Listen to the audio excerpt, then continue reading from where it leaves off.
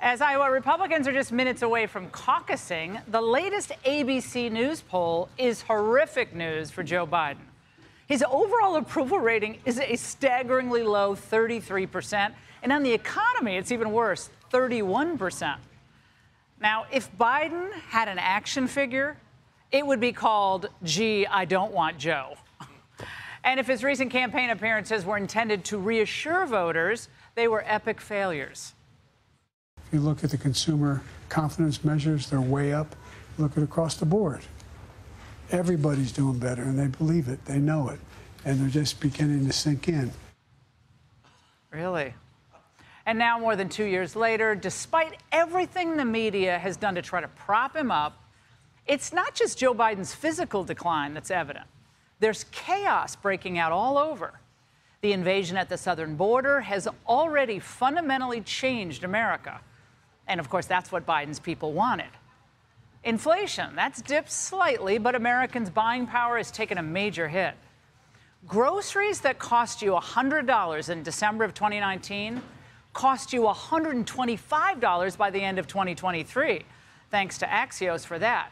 Now, over the course of the year, that adds up to real money to real people.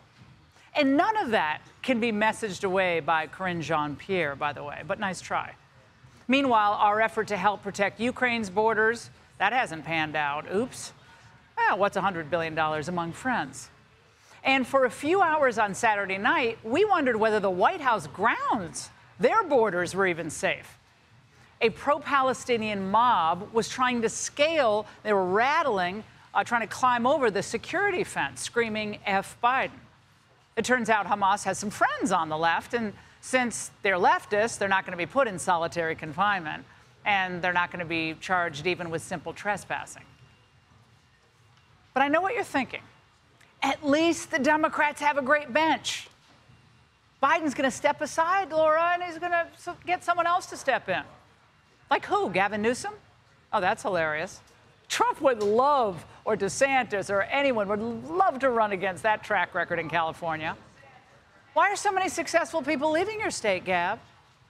Okay, but what about J.B. Pritzker?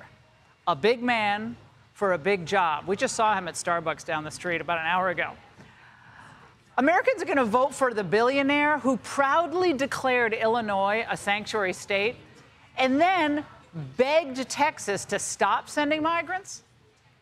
We have migrants that arrive from Texas virtually every day, hundreds, and we don't have places to put them. We've asked him to stop sending people because of the weather. The weather. By contrast, the Republican Party, by almost every measure, is far stronger than it was after the 2022 midterms. Now, we all know the South is where it's at. We love Iowa, but the South is where it's at for economic and population growth. People genuinely seem to feel safer and just generally more content there. Also, GOP support is growing in states where Trump lost last time. And the more Democrats try then to put him in jail, charge him, indict him, the more they hound him, the stronger he seems to get. Turns out political prosecutions don't sit well with most fair-minded folks. And Iowans, they're fair-minded. So the big questions tonight. First, will Trump's margin of victory be historically high, big? Will he get close to 50%? And if so, an argument can be made that this race is over. Second, will Nikki Haley's money translate into turnout? And the question that someone posed to me today, which I didn't have a good answer for, is she really articulating a vision for the country that's all that different substantively from, let's say, Mitt Romney in 2012? Let's keep in mind, these people that are wanting to come here, they want to come for a better life, too. They have kids, too. They have a heart, too. Oh, I forgot that one. And if she thought getting favorable treatment from never-Trumpers like Bill Kristol and the New York Times, if that helps her primary chances, well, she's really out of touch. Third question, will DeSantis defy the polls and leapfrog over Haley despite the big money deficit? Now, he has the governor's endorsement here. She's pretty popular. But will that matter? And then if he finishes in, let's say, low single digits, will he end up dropping out? and endorsing Trump.